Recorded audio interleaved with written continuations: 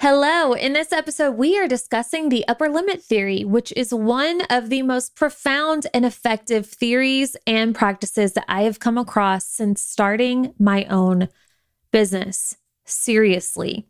If you feel as if your results have plateaued in any area of life, this could be in business, in health, in wealth, in love, wherever, if you feel like any area has plateaued or you cannot quite hit that big goal that you've set for yourself yet, then this episode has found you at the right time. And even if you are well-versed in this theory, like maybe you've read the book or you've heard somebody else explain it, I have even talked about it before, I encourage you to still take a listen because every time I revisit these concepts myself, I end up uncovering a new limit, a new fear that leads to some sort of breakthrough.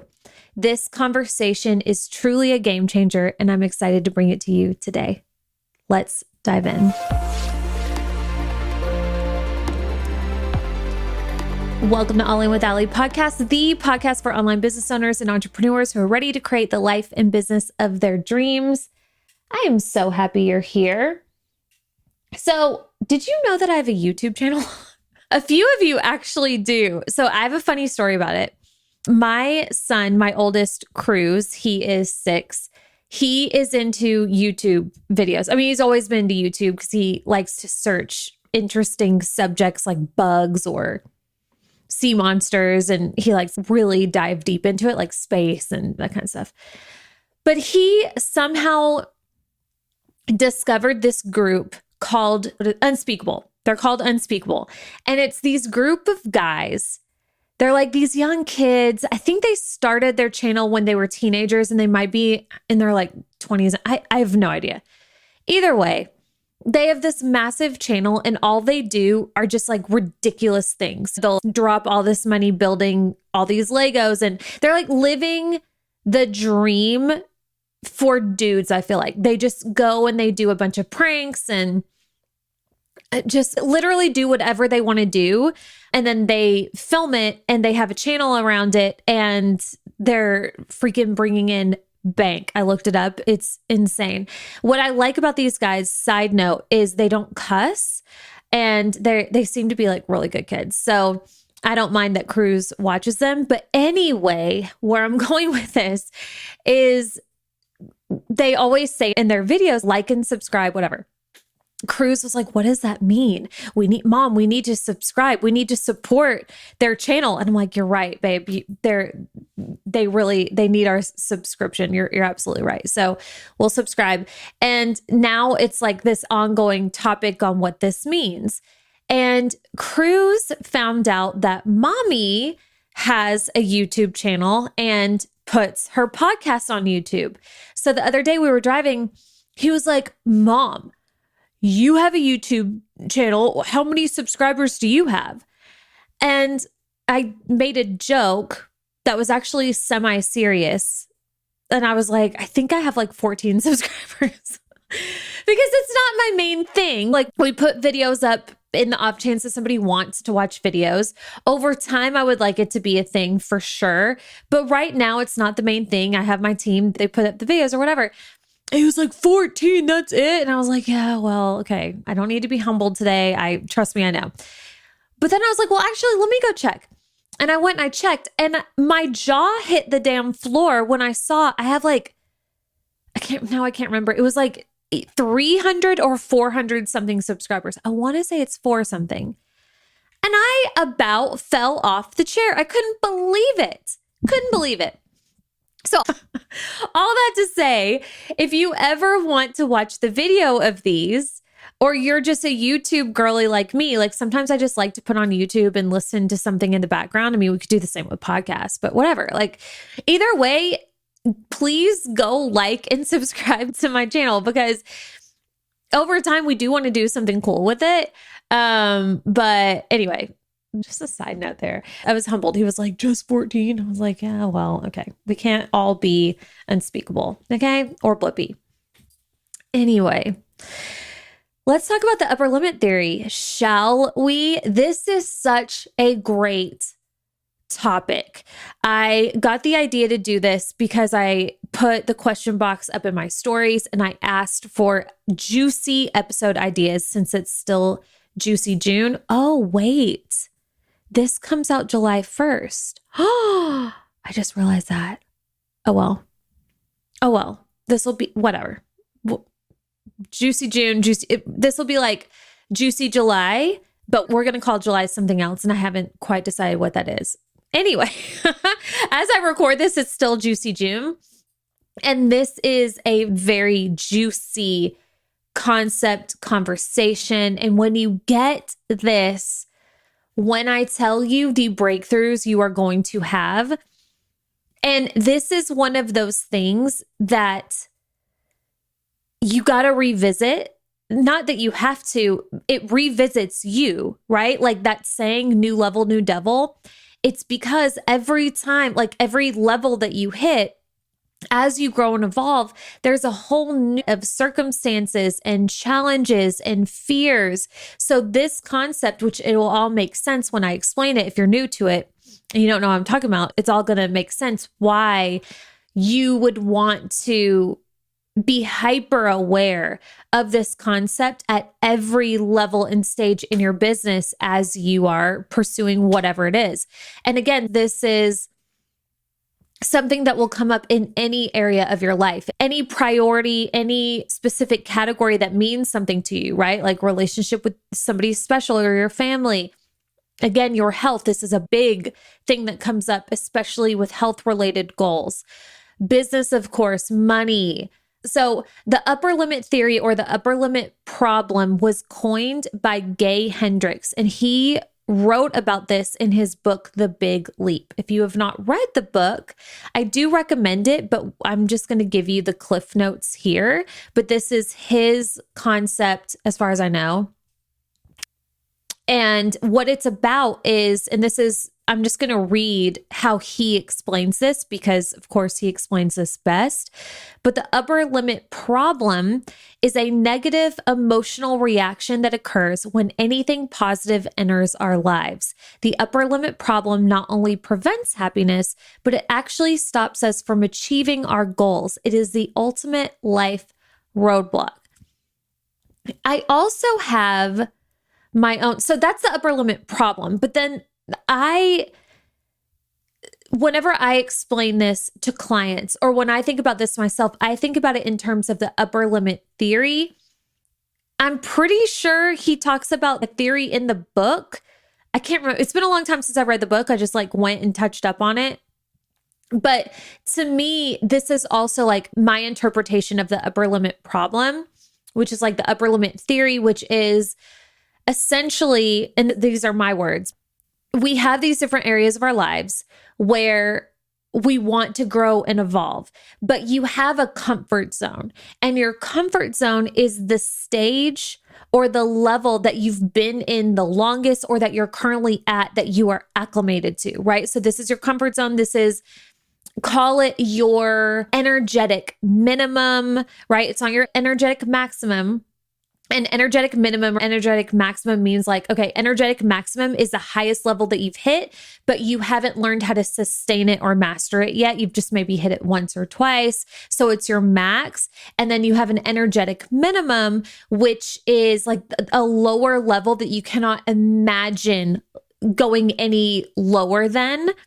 Like that just wouldn't be a thing for you. And then you have like your energetic average, and that's kind of where you play, right? So we have these limits that we're used to. And your upper limit is kind of like you have a limit, again, your comfort zone. But as you're growing, let's say you've set a goal for yourself. Let's say in business, you're used to 10K months and you want to hit a 15K month. So you go, and as you're inching closer and you finally hit the 15, now you want to sustain it.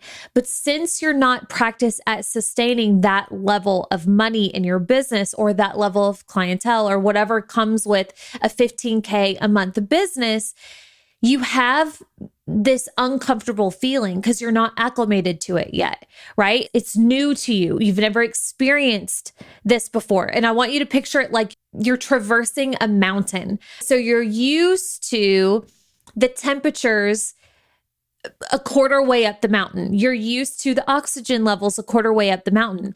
And then you, for the first time, maybe get halfway up the mountain, which is a new temperature and a new oxygen level, a whole new set of circumstances, and you're not acclimated to it. So the problem that arises is because you're not acclimated, then you're not used to staying there. And typically, what a lot of people will do is they will self-sabotage to bump themselves back down a level, right? Because fear will come up, doubt will come up. There's actually 4 fears that Gay points out in this book, and we'll get into like the 4 main fears that typically we'll experience. And when that fear arises, because we're not aware of what we're experiencing, we'll self-sabotage to bump ourselves back down to our comfort level, which is why we plateau or we find it really hard to hit a certain goal and certainly to sustain and create maybe an energetic maximum and make it our average, right? To take maybe a big goal that maybe we've hit once or we've never hit before and make it normalized to us because we're not used to it. Because when we hit that upper limit for ourselves, the upper limit problem comes up and we bump ourselves down, okay? So here are the fears that typically come up. And again, he points out 4. And I have a few others that I'm going to add in too, just from my own experience that I think would be included. I'm going to hit up Gay and I'm going to have him add these into a book amendment. But the 4 fears that he points out that typically arise when we are going for new goals in our life in whatever area, here are the things that come up. Number 1, feeling fundamentally flawed in some way. So this would be a self-worth thing. This would be, you just don't feel good enough, right? So like, let's say in business, you get yourself in like this really cool networking group or something, and everybody in the room is super, super successful, but you don't feel successful yet, or you feel inherently flawed in some way. So instead of normalizing that kind of group and realizing, of course, you belong there, you need to get used to it. You need to get to know people, and then you'll start to feel like a member of the group. It'll start to feel normal to you. But what a lot of people do is they'll self-sabotage and they'll stop going to the group. They'll assume that everybody else thinks that they don't belong, that nobody else likes them, and your perception is your reality. So if you walk into a room thinking everybody hates you, or nobody thinks that you're worthy of being in the room, every micro thing that you see, every micro movement, micro emotion, everything that you see is going to be filtered through the lens of what you're thinking. And you will find that your brain will say, see, you're right. See, they don't see that person. They totally snubbed you. They didn't talk long enough to you, or they didn't ask you enough questions, or they left a conversation to go do something else. And you're filtering it through the lens of, see, yeah, I don't belong here. So then you stop showing up and you continue to get that same result. Okay. So yeah, the feeling of being fundamentally flawed in some way means I believe that there's something fundamentally wrong, bad, or flawed about me. And this often is subconscious too. Even if you're not fully aware of this, can be in the subconscious, or sometimes a conscious belief causes cognitive dissonance between what I believe about myself and my current experience. So essentially, what this also could look like is let's say you get some sort of award, or let's say in business, a magazine reaches out to you and they're like, hey, we want to do a feature on you. We love your work. We love what you're doing. We want to do an article, maybe even put you on the cover, which is so exciting, right? But if you have this belief in you that your work isn't good enough, that people really don't like you or whatever, like whatever the thing is, again, you feel fundamentally flawed in some way, like you're not good enough for whatever reason. then there's that dissonance, right? You have a group of people, you have an experience that's trying to tell you, hey, you're great. You're doing good work. We want to be in the room with you. We want to feature you. We want to pay you, right? Like maybe you have a client that comes through and you see this person as a dream client. But when they come through and they ask to work with you, there's that part of you that's like, no, I'm not qualified. Wait, this person is above me. Why would they want to work with me?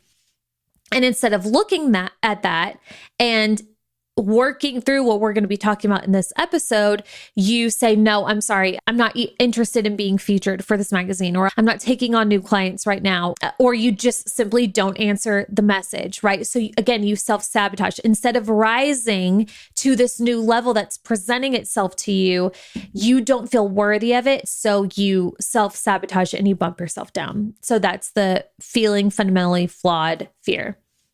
The next fear that he points out is disloyalty and abandonment, which basically is like, if I succeed, if I rise in some way in my business, in my life, whatever, I will end up alone and I will be disloyal to my roots.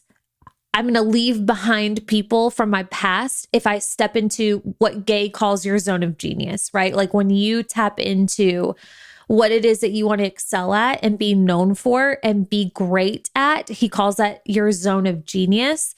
And there's this fear that a lot of people have that if they allow themselves to be successful and to shine really bright, that they're leaving people behind or where they came from, or they're going to be a sellout or whatever. So very similar situation to the first one. What this looks like is you get some sort of opportunity, or maybe you hit some level and you have the opportunity to go for a new level, but instead of going after it, you say, no, this is already too much. Like, what are people going to think?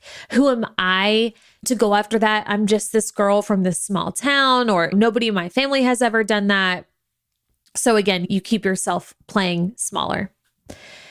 The next fear is more success brings a bigger burden. So fear of success, the book says, let me explain what this is because I didn't put that on here in my notes, but essentially more success brings a bigger burden, right? Like more money, more problems. If I'm successful, if I'm seen, that means that people in my family are seen. That means that, or if I become successful in my business, I'm going to have more work. That's going to take more time, which means that my partner is going to have to pick up more of the slack, right? I'm going to need support. And I'm afraid to ask for support. I don't want to be a burden on the people in my household or my family or whatever the situation is. I also think that this could be a fear of success as well. And I also think it could be a fear of maybe even responsibility. Like that's one that I had to work through personally with my own self, because in my family, I hit a level that at least in my immediate family hadn't quite been hit. And what I experienced was a lot of requests to support family members, right? Like all of a sudden I was the one with money so then all of a sudden I was the one to kind of clean up messes in the family. I actually did experience this, but then also because I experienced this and because it brought on so much stress and I wasn't practiced at creating and upholding my own boundaries, then it became this thing, well, gosh, if it's already at this level right now, if I already feel bad about this at this level, what happens if I hit my big goal in business? Like it would just, in my mind, it would just get worse. So you can see that would make very easily to have an opportunity to bump yourself down and to play small.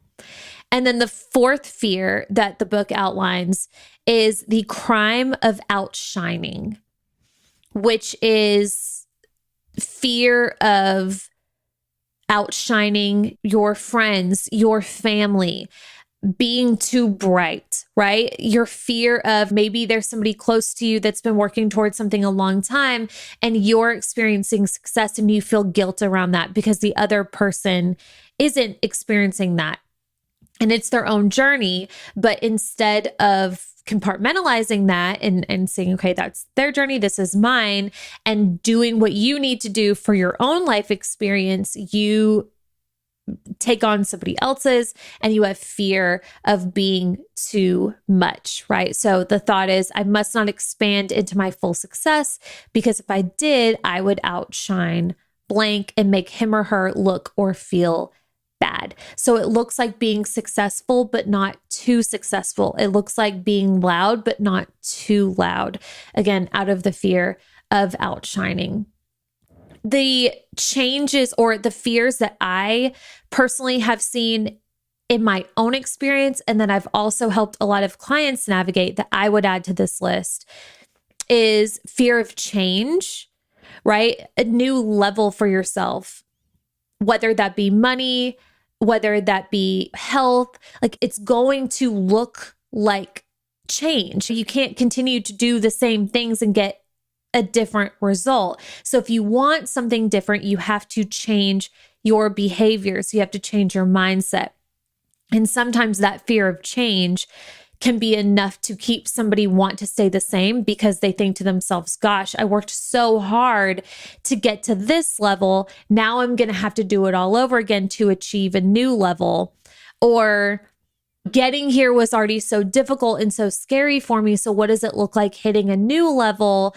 We assume that it's going to be just as hard or just as scary, if not more scary, because it's a higher level. Therefore, we keep ourselves playing small, or we self-sabotage to bump it down. Another fear that I've personally navigated, and that I've seen a lot of women also navigate, is the fear of losing it all, or the fear of the other shoe dropping, right? This is classic self-sabotage of like, wait, things are going well. What's happening, right? Like, this isn't normal. If you grew up in a chaotic household, this one, no doubt in my mind, is something that you probably deal with, even if you're not fully aware of it. So if you've grown up in a chaotic household and it rarely seemed like things were going well, or maybe things did go well, but there was always chaos, like there was always something going wrong, right? For me, I kid you not, I still, like, if I see a family member call me at an odd time in the day, my instant thought is something's wrong. Somebody's died. Somebody's in jail. There's some sort of emergency. There's some sort of bad situation that's taken place. And I've had to really work on that, because it creates anxiety in my body. It's like this fear of like, okay, things have been calm and normal. It's only a matter of time until somebody's dead. It's only a matter of time until something's going to bump me back down to earth. This is a big one for me that I still have to work on. Or the fear of, okay, I've created a certain level of success for myself and I want to continue to grow, but what if it all goes away? What if I get used to this certain level of success and I upgrade my life, right? Like we get the new house or we travel more or whatever the situation is. And then what if I lose it all and it all goes to shit? And now I've made all these big moves and I regret everything. That's a big one. And then the other one that I would add to the list is the fear of the elusive. What if something just goes wrong, right? Like oftentimes we don't even know what we're afraid of. We're just perpetually afraid. This is probably very similar to the one that I just explained, right? The fear of the other shoe to drop, like something's going to happen. I don't know what, but I'm afraid that if I continue to grow, something's going to pop off. It just is. Like God forbid there's a reality where I'm healthy, I'm rich, I'm happy, I'm in love. I've got good relationships with the people in my life and my partner or myself. Like God forbid everything just works out. Like that, I can't imagine a reality where it's all just like everything's good. There's got to be something going wrong. And again, I'm not exactly sure what I'm scared of, but I'm not trying to figure it out either, you know? And you'll see this a lot. Like you'll see this when people start doing really well, they cannot handle it. It's like, it's too much and they're not used to it and they're not acclimated. So they end up self-sabotaging and they bump themselves down. So how do we work through this? How do we navigate and effectively deal with the upper limit problem so that we don't self-sabotage? So the first step here is awareness. That's the first step. Knowing that this is a thing and starting to pay attention to your thoughts, your behaviors, and how you react to new situations, new goals, and new levels in your life. Do you even create new goals for yourself and new levels? If not, why? Probably because there's some sort of fear there, or you have some sort of inherent feeling of unworthiness or feeling that you're not capable of even hitting a level. Maybe you're afraid of your ego getting bruised by claiming a big goal and feeling like you're not capable or the type of person to hit it. Okay. So maybe that's the thing, is you're not even setting goals. Or when you do set goals and when you get close to those goals or when you hit those goals, what do you do? Do you do your best to stay there and maintain and normalize it for yourself so that it doesn't just become your upper limit or your energetic maximum, but your energetic average? Or do you self-sabotage? Do you let the fear take over and impact your behavior? So awareness is everything. Really paying attention to, oh, that's interesting. I was really close to hitting a goal. I'm in the middle of a launch, but halfway through the launch, I ended up backing down a little bit or slowing down, or I ended up stopping the launch early, or I just stopped showing up altogether. Oh, that's interesting. I was growing my Instagram audience and I was being super consistent. And then as soon as I started gaining some tractions, I tapered back a little bit. I wonder why that is. What's beneath the surface there? Oh, that's interesting. Me and my partner have been in a really great place and I feel like we've been more connected than ever. And then I went off and started some crazy fight, or I went off and did this thing and now we're not so much in a good place. Wonder why that is. Oh, that's interesting. I set a health goal for myself and I was 2 weeks in, I was doing a really good job. And then from one night of having a few snacks, I decided that the whole thing was derailed. So I stopped going to the gym and I stopped trying anymore because I wasn't perfect, because I wasn't acting like a robot. I wonder why that is. What's the fear there? We want to look beneath the surface. We want to take the hood, lift it up, and look at what's under there and ask ourselves, why am I doing this?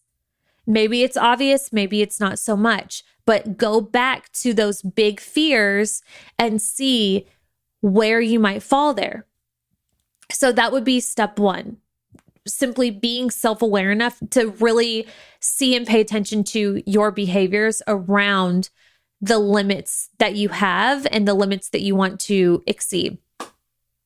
And then the second step would be that inner work, right? We're paying attention to what we're doing, but then when we discover a fear, what do we do about it? So the really cool thing about this is when you discover, oh, wait, it's not that I'm flawed. It's not that I'm not capable of hitting a new level in whatever area I'm talking about. It's not that I'm not good enough. It's that I'm the problem. It's me. It's that every time I go to exceed a limit, I bump myself back down because I have this fear. So that's a massive breakthrough in and of itself, right? To go from I suck, I'm not good enough, everybody's better than me, I'm inherently flawed, to, oh, I'm my biggest problem, I'm the only thing in my way, from this new level for myself. That's huge, but we've got to take it further, right? We see the issue under the hood. We see, oh, it's not that the car's bad, right? My car stopped driving. Let's look under the hood. Why is it not driving anymore? Okay, it's not that I need to throw the car away completely because the whole car is trash. It's that I simply need to put some oil in, right? I found this fear.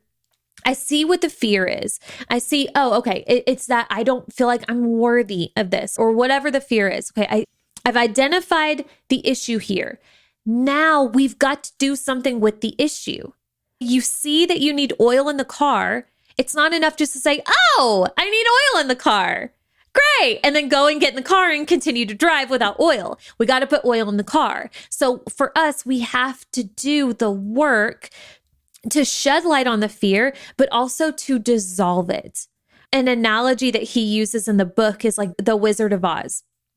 And he talks about how your fear is the Wicked Witch of the West, but your fear is the Wicked Witch. And how do you get rid of that fear? You pour water on it or something, right? So like us dealing with it is pouring water. We're going to actually take action here. And what that looks like is, it can be really anything. But my favorite way to do this is just to simply look at it and prove it wrong. Look at it from the perspective of a grown adult. Because a lot of these fears and a lot of these self-conscious, old limiting beliefs were picked up when we were younger. Maybe we were kids or we were in high school years ago. And you're a totally different, evolved person now. So sometimes looking at a limiting belief from the perspective of a grown woman and asking ourselves, okay, number one, okay, so let's take like the fear of I'm not good enough. Like there's something wrong with me. Nobody likes me. This is one that I personally had to deal with because as a kid, I was bullied really bad for a few years. My family didn't have a lot of money. My stepdad smoked in the house. So like anytime I would go to school, I was wearing not great clothes. I never felt clean because I always reeked of cigarette smoke. I just never felt like I was good enough. I wasn't one of the clean, shiny kids. I always felt like I was one of the dirty, not good enough kids. And what I noticed for myself is I carried that into adulthood. I would walk into rooms and feel like I was the odd one out, or like they could still smell that old cigarette smoke, or like I was still like the dirty, the poor girl, the loser, the girl with the buck teeth or whatever. And again, like if you don't look at that, you carry that energy into rooms with you, and your perception is your reality. So you're going to filter everything through that lens of I'm not good enough. Everybody's better than me. I still stink, until I'm able to look at that now in my 30s and ask myself, okay, is it true that I'm not worthy of the success that I wish to experience? Of course not. I'm a child of God, just like everybody else is a child of God. There's no favorites, right? That's ridiculous. Is it true that I'm the odd one out? Or is it true that I'm not good enough, or that I'm not clean, or I'm not whatever? No, that's ridiculous. I picked that up when I was a child, right? So like if we can just, again, look at this belief from, think of it like the perspective of your higher self. Like that's my favorite way to picture this. Like if I were to elevate myself and think about this through the lens of, to the best of my ability, God or the divine. Like, what does God say about this? Is this something that God believes about me or the divine? Or like, if I'm at my highest self, the highest level, what would I think about this situation? And chances are you're going to look at that and be like, that is baloney. That is so silly. You know where you got that. Or even if you don't know where you got that, it doesn't matter. But this is not the reality. It is your reality because you keep funneling all of your experiences through it. So you're going to manifest that. But it doesn't have to be. It's not the ultimate reality. It's certainly not the only option. So the work is, again, to look at it from a new perspective, but then also ask yourself, okay, what is the reality of this? How do I wish to see this? How do I wish to shift this? What is my new belief regarding me and my worthiness? What is my new belief regarding my fear of maybe intimacy with my partner or things just purely can't be good, right? What's my new belief around that? Like maybe my new belief is things mostly are good most of the time. And every once in a while, there's going to be something that pops off. And typically in hindsight, I look at that and it ends up being a good thing. So even then, like most things are good. So that would be the inner work. And then the third most important piece here is that we do not self-sabotage on our path upward. You're going to get this urge, right? We ignore the urge and we do whatever we can to not scratch that itch because it's going to come at you like an urge. It's going to come at you like a bad habit in a way. For some of us, if you're not as practiced or if you're more practiced with self-sabotaging versus not, it's going to maybe come at you a little habitual. Like every time, again, for me, I see this a lot in my own health journey. I'll hit a certain level, I'll hit like a certain level of consistency. And then it's like, okay, time to go have like a bender with my friends. And then days after that, eat really bad food and whatever. Or, okay, I've been really consistent at the gym for 2 weeks. I'm starting to see results and I love what I see. And then I'm just going to like not show up anymore because I'm in my luteal phase. And then after that, I'm on my period. And then after that, I haven't been consistent. So can't restart again. And then it like creates this cycle. So we want to, again, have an awareness of that, but then start to pay attention. Like as we're pursuing whatever the goal is, when you get the urge to self-sabotage, you look at it and it's a choice, right? You look at it as, okay, am I going to choose the path of self-sabotage or am I going to continue pursuing my next level? You really have those two choices. It really can be that simple. Do I choose self-sabotage or to stay on the path to my next limit? When you look at it like that, it's very black and white. And to me, it makes it easier, right? It makes it easier to be like, wait, this isn't just not working out for a few days, right? That it's so much deeper than that. This isn't just like skipping a few workouts or choosing to stop a launch because I'm not quote unquote having fun anymore. This is pure textbook self-sabotage. Do I choose that or not? When you look at it like that, it's like I definitely don't want to choose that personally. And I would bet you don't either. And then on the other side of that too, like number one, we don't want to self-sabotage. But number two, we want to continue turning up the temperature. Like that's the way that I think about this too. So think of your life, whatever area of life we're talking about, think of it like you have a thermostat. So if we're looking at your business, there's a thermostat. So whatever your average is, let's say that average is 70 degrees. Okay. You're comfortable at 70 degrees because you've been at 70 degrees for a long time. That's what your body and your nervous system and your brain and your whole self has become accustomed to 70 degrees. Well, and by the way, 70 degrees, that looks like a certain level of revenue, a certain level of clientele, a certain level of content creation, brand, however, like your standard for your business. Okay. That's the 70-degree mark. That's your average. You decide, you know what? I'm ready. I'm ready for a new level. I'm ready to take on a new client or a new type of client, or I'm ready to offer a new type of service. I'm ready to elevate how I show up and my brand. I'm ready to increase my prices. I'm ready for a new level of revenue. I'm ready for a new level. I'm ready for a new temperature. Okay. So let's say that temperature is 80 degrees. So think about it like this. You're comfortable at 70.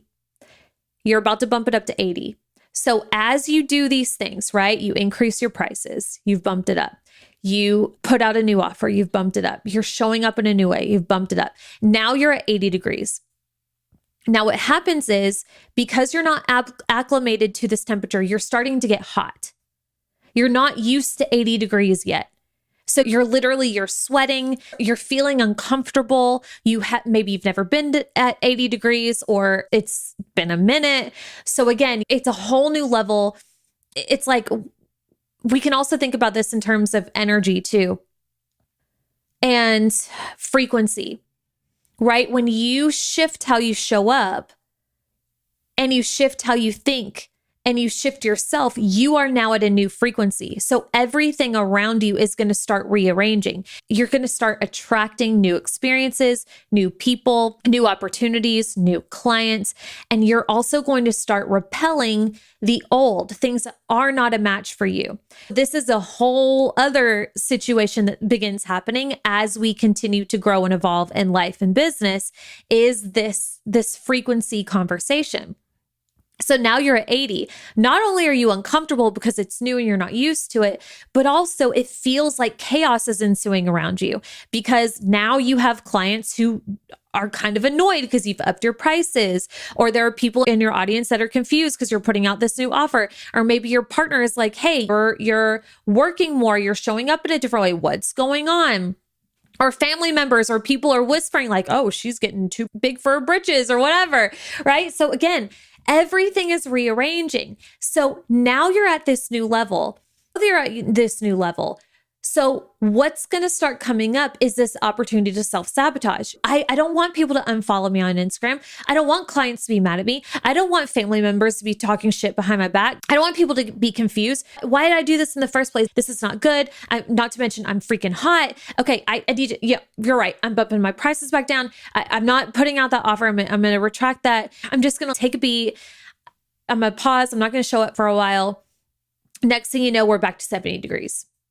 And we're questioning, why can't I get past this plateau? Why am I not growing? That's why. But if you were to, again, get yourself back up to 80, realize what's happening. Oh, okay. I'm not...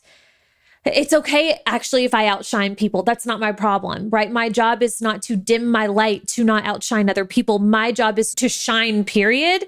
And if people want to rise and shine with me, they get to. If they don't, that's totally their prerogative, their life, their business, not mine. Okay, cool. So I'm not going to stress about that. Okay, these people that are mad at me, again, not my problem. If they're not aligned to this new business model, that's their decision, but this is my decision and I stand by my decision. Yes, this is my new standard. This is how I show up now. This is what I am. This is what I'm not available for. Okay. You know what? Yes, that doesn't feel great that this client feels weird about this, but I can see very clearly that's their thing. That's not mine. So I'm not going to take it on. I'm not going to change my behavior because I'm not doing anything wrong. This is simply what I've decided to do at this new level. We're getting these urges to sabotage, but we're looking at it from an evolved, higher level perspective. We see what's ours, what's not ours, what's in alignment with the level that we want to stay at, what's in misalignment, what's on the level of self-sabotage, and we are staying put. We're not dimming our light. We're not changing our behavior or bumping our behavior back down. We're not self-sabotaging. We are staying put. We're holding the line, because that's where we want to stay, because it's in alignment with that level. Then the more practice you get at this, guess what begins to happen? When you refuse to self-sabotage and you hold the line, it becomes normalized to you. You become acclimated. 70 degrees doesn't feel comfortable to you anymore. It actually feels cold. What used to be your energetic average has now become your new energetic minimum. And you, my friend, have just reached your energetic match or maximum, and you're working on making it your energetic average, because you are going to continue to rise and evolve and shine your light. You can continue to increase the temperature as you so choose versus turning it down the second that you get uncomfortable, AKA sabotaging. Okay, so can you see why I said in the intro of this, why this is one of the most profound, effective concepts, practices, theories that I've ever come across in my business? This is a total and complete game changer because it's one of those things that, again, it around every new corner is this opportunity. Around every new corner is a new limit, is your upper limit, is the potential for an upper limit problem if you are not aware of what it looks like self-sabotage and the fears that trigger the want to sabotage. Pretty great, huh? Shout out to Gay Hendricks for shedding light on this. Like, what a badass. We love you, Gay. Okay. So that's one way to close out Juicy June and bring in delicious July. I don't know what July is. I have a few ideas, but I have not nailed it down. Our next episode, you will know. So until then, I love you. If you like YouTube, if you're ever on YouTube, please like and subscribe to my channel so I can be cool with my 6-year-old, and tag us, share us on Instagram. Let me know what you think about this. And also, I'm always open and down for podcast ideas. Please, help a sister out. It's really nice. I was so thankful when I saw this idea come through. I was like, I haven't talked about the upper limit in a minute. What a great idea. So if you have any requests for podcast episodes, I'm a DM away. I love you, and I'll see you next time. Bye.